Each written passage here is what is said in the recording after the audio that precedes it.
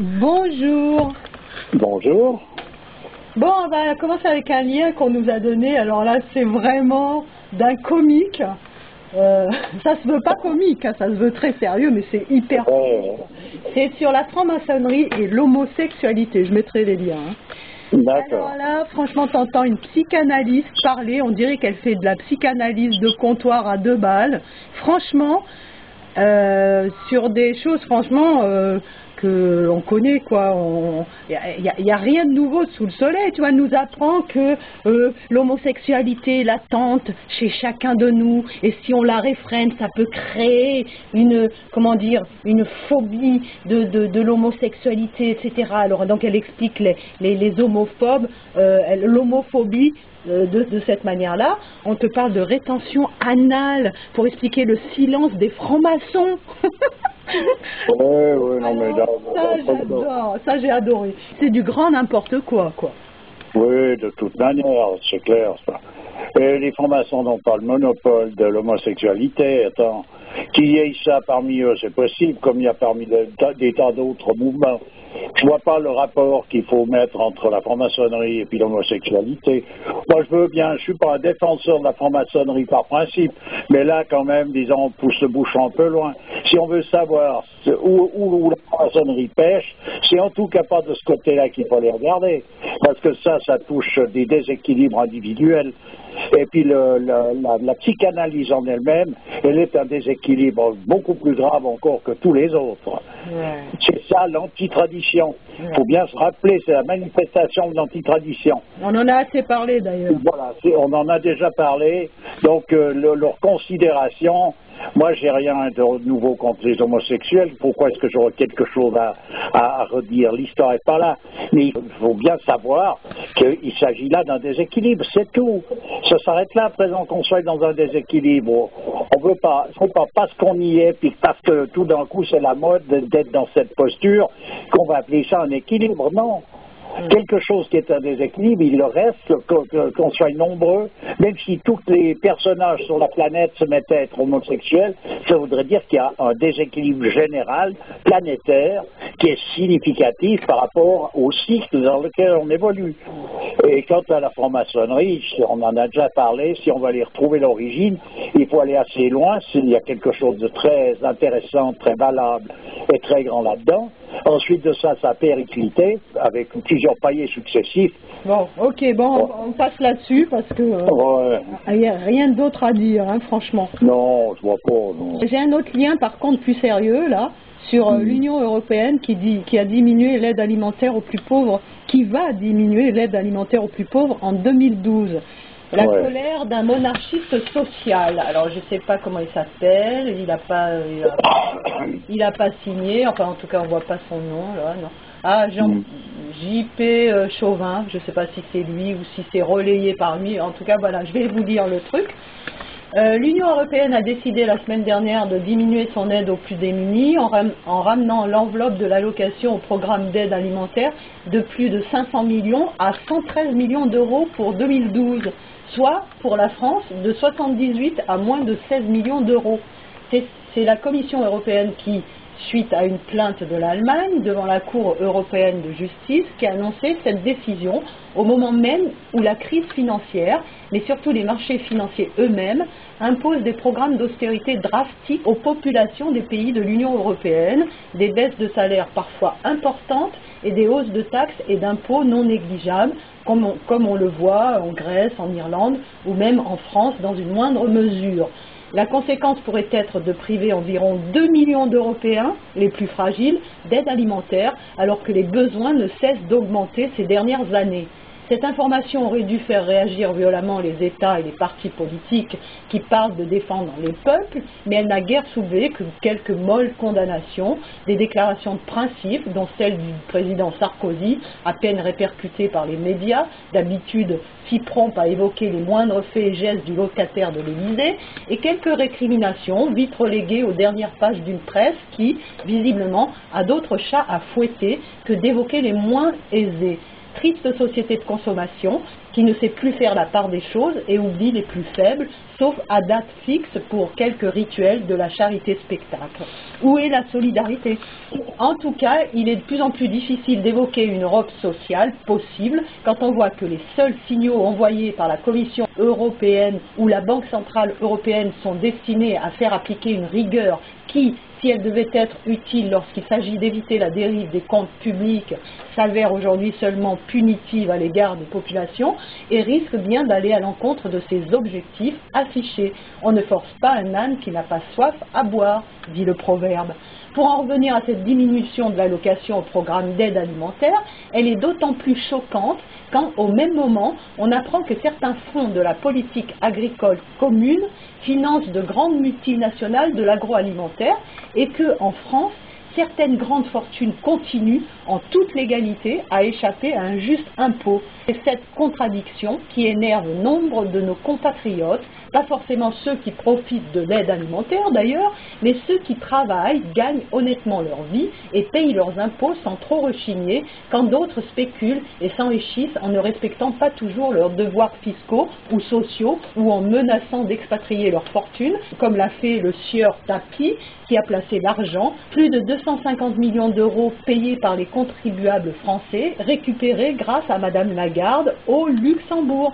Qu'on ne s'étonne pas ensuite des colères électorales ou autres qui pourraient survenir bientôt, colères sans doute vaines car elles n'offrent pas de véritables perspectives politiques pour l'instant, mais colères qui peuvent faire de grands dégâts dans notre tissu social et notre unité même.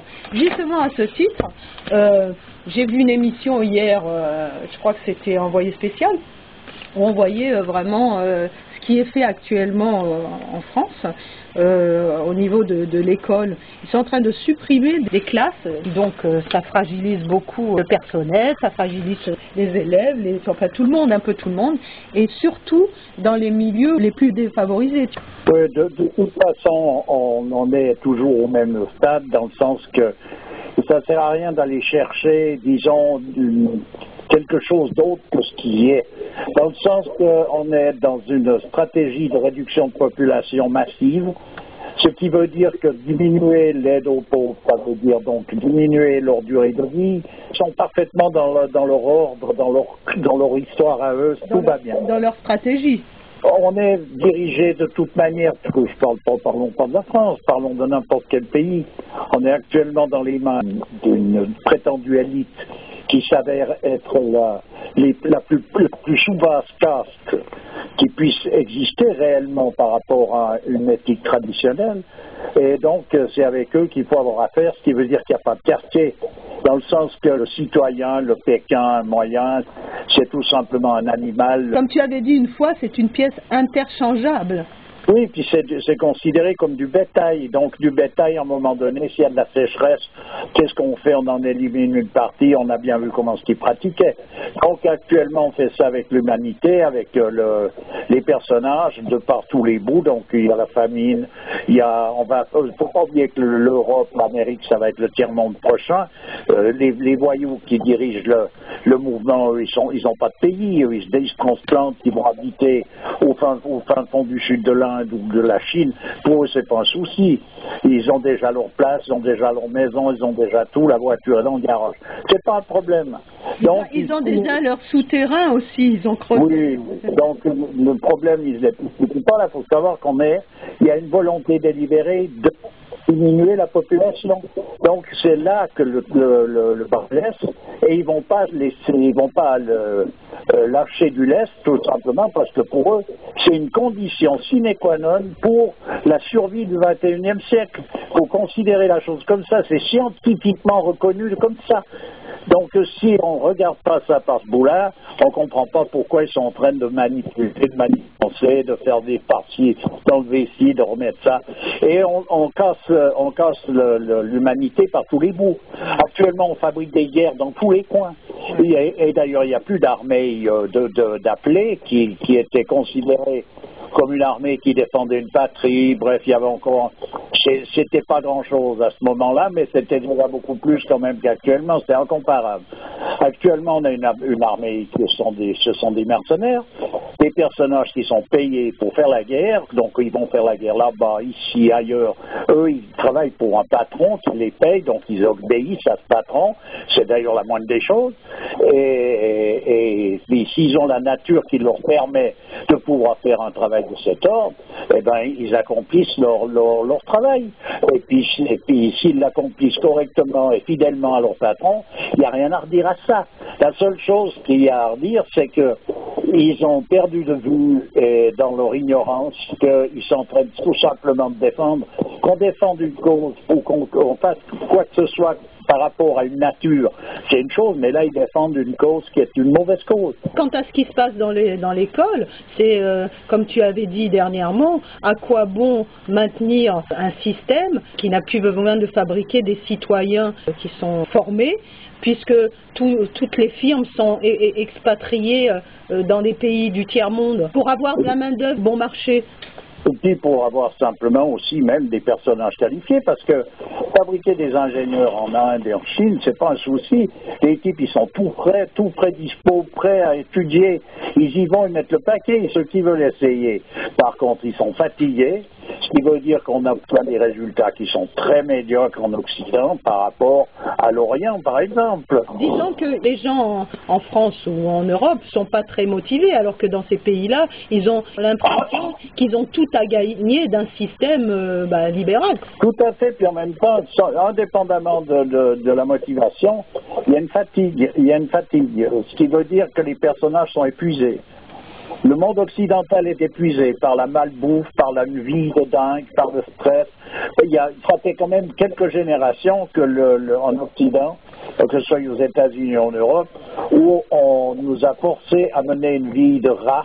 Ah ben oui, mais attends, comme des lions pour vivre comme des rats. Oui, mais voilà. tu parles de ça, mais par exemple, en Chine, ça y est, la malbouffe, ça a commencé, ils sont devenus... Oui, mais ils sont au début, nous on en est non, mais pas tant que ça, ils sont devenus carnivores à n'en plus finir, ils commencent à devenir obèses. Ben voilà, ben oui, mais ils sont au début, nous, il y a longtemps qu'on vit comme ça. On ne peut pas descendre plus bas, guerre plus bas. Ouais. Sauf à se bouffer mutuellement, ça existe déjà, et puis c'est ce qui arrivera.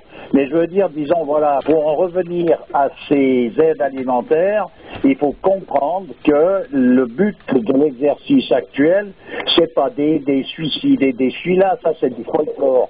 C'est la diminution de la population. Donc on vole les gens partout où on peut. Partout où on peut, que ce soit avec des guerres pour aller leur prendre leurs biens, que ce soit avec l'argent qu'on leur devrait pour pouvoir leur permettre de subvenir à leurs besoins, on les diminue, etc.